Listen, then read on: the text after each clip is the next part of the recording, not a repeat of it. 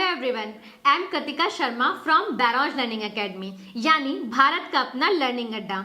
अपने last lecture में हमने जाना था कि ASP.NET क्या होता है और किसी एप्लीकेशन को .NET में डेवलप करने के लिए हमें किन किन टूल्स और टेक्नोलॉजी की ज़रूरत होती है।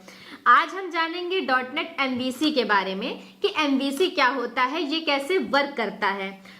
बिना किसी देरी के चलिए स्टार्ट करते हैं और चलते हैं अपनी स्क्रीन पे। Introduction to .NET MVC।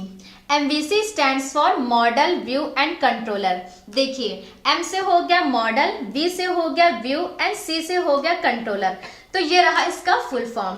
Now MVC is a development pattern or design pattern to separate an application into mainly 3 components। देखिए, MVC किसी एप्लीकेशन को mainly 3 components में डिवाइड करता है। First model, second view and third is controller. तो आइए अब इनको एक एक करके समझते हैं कि इनका रोल क्या है। तो सबसे पहले हम बात करते हैं मॉडल की। Models are basically classes in C#. It represents the data and it is used to retrieve data from database।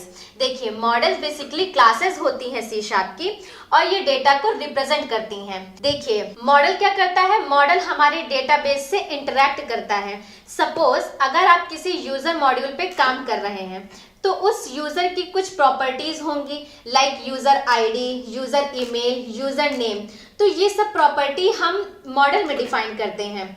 जैसे हमारा CRUD ऑपरेशन हो गया, डेटाबेस ऑपरेशन हो गया, क्रिएट, रीड, अपडेट, डिलीट। तो ये सब ऑपरेशंस हम मॉडल के थ्रू करते हैं। अब आगे बात करते हैं हम व्यू की कि व्यू क्या होता है। View is the user interface. देखिए, व्यू के थ्रू यूजर इंटरैक्ट करता है। व्यू क्या करता है? हमारे मॉडल के डेटा को डिस्प्ले करता है। .NET में कुछ रेजर सिंटैक्स होते हैं जिनकी हेल्प से व्यू कम्युनिकेट करता है कंट्रोलर और मॉडल से। सपोज अगर आपको यूजर का डेटा दिखाना हो UI में, तो व्यू के अंदर हम एक CSHTML यानी कि C# हाइपरटेक्स्ट मार्कअप लैंग्वेज नाम की एक फाइल क्रिएट करते हैं, जिसके अंदर हम टेबल के फॉर्म में या लिस्ट के फॉर्म में यूजर के डेटा को डिस्प्ले करते हैं। अब आगे बात करते हैं हम कंट्रोलर की कि कंट्रोलर क्या होता है। देखिए, जैसा कि नाम से समझ में आ रहा है, कंट्रोलर यानी कि हमारी एप्लीकेशन को कंट्रोल करने का काम कंट्रोलर का है। Controllers are basically classes in C#।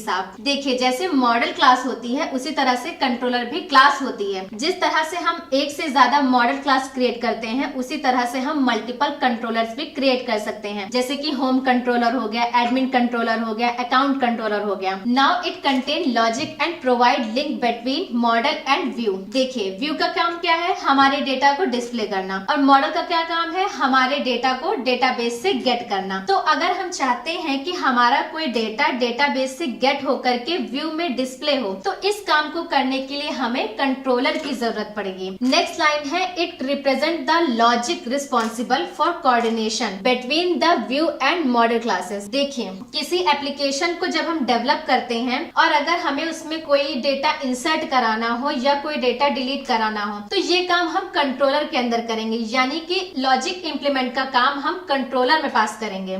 Next line है, the controller handles the user request. देखिए, ये बहुत ही इंपॉर्टेंट लाइन है। कंट्रोलर क्या करता है? यूजर की रिक्वेस्ट को हैंडल करता है। कंट्रोलर का काम होता है यूजर की रिक्वेस्ट को हैंडल करके उसके रिस्पेक्टिव में रिस्पॉन्स रिटर्न करना। सपोज अगर आप किसी वेबसाइट में किसी बटन पे क्लिक करते हैं या अगर आप वेब ब्राउजर पे गए और आपने वहां पे URL एंटर किया www.barojlearning.com, तो क्या होगा? तो आपके सामने एक वेबसाइट ओपन होके आएगी। और बैकएंड में क्या होगा? बैकएंड में वो रिक्वेस्ट सबसे पहले कंट्रोलर के पास जाती है और कंट्रोलर के अंदर एक्शन मेथड हिट होता है, तब जाके वो वेबसाइट आपके सामने ओपन होकर के आती है। यानी कंट्रोलर का काम है कि किसी रिक्वेस्ट को हैंडल करना और उसके रिस्पेक्टिव में रिस्पांस रिटर्न करना। यानी हम ये कह सकते हैं कि कंट्रोलर एक मीडिएटर की तरह काम करता है, जो हमारे मॉडल और व्यू को आपस में कनेक्ट करता है, आपस में कम्युनिकेट कराता है। तो आइए अब हम MVC को एक डायग्राम के थ्रू समझते हैं कि इसका वर्क फ्लो क्या होता है। तो जैसा कि आप स्क्रीन में देख रहे हैं, सबसे पहले हमारे पास एक यूजर है हमारी एप्लीकेशन को यूज करने वाला। तो जैसे ही कोई यूजर वेब ब्राउजर पे कोई URL एंटर करता है, तो सबसे पहले वो रिक्वेस्ट जाती है हमारी कंट्रोलर के पास और कंट्रोलर ये चेक करता है कि मॉडल में यानी कि हमारे डेटाबेस में कोई डेटा है या नहीं। सपोज अगर आपको किसी यूजर को लॉगिन करवाना हो तो वो रिक्वेस्ट हमारी सबसे पहले कंट्रोलर के पास गई और कंट्रोलर के अंदर हमारा लॉगिन का एक्शन मेथड हिट होगा। अब यहाँ पे हमारा लॉजिक इंप्लीमेंट होगा कि हमारे डेटाबेस में यूजर नेम और पासवर्ड है या नहीं। अगर मॉडल में कोई डेटा है तो वो रिक्वेस्ट व्यू के पास चली जाती है और व्यू में क्या होता है, व्यू में हमने जो भी HTML का कोड किया होता है वो सीधा यूजर को दिख जाता है। बट समटाइम्स क्या होता है कि हमारे पास कोई डेटा नहीं होता है, हमारे पास डेटाबेस का यूज नहीं होता है। जैसे जब भी हम कोई छोटे एप्लीकेशन पे काम करते हैं तो उसमें मेनली डेटाबेस का काम नहीं होता है। तब क्या होता है, सबसे पहले रिक्वेस्ट हमारी कंट्रोलर के पास जाती है और वो चेक करता है कि मॉडल में डेटा है तो व्यू में भेज दे। इन केस अगर मॉडल में कोई डेटा नहीं है तो वो डायरेक्ट व्यू में रिडायरेक्ट कर देता है और व्यू में हमने जो भी HTML का कोड किया होता है वो यूजर को दिख जाता है। जो भी हमने UI के लिए टेबल बनाया हो या लिस्ट बनाया हो, जो भी हमने HTML का कोड किया हो वो हमारे यूजर को सिंपली दिख जाता है। तो ये रहा MVC का work flow. So I hope आपको ये MVC का कॉन्सेप्ट समझ में आया हो और अगर आपको ये वीडियो हमारी अच्छी लगी हो, इंफॉर्मेटिव लगी हो तो हमारे इस वीडियो को लाइक करें और हमारे इस चैनल को सब्सक्राइब करें। मिलते हैं नेक्स्ट वीडियो में। Thank you.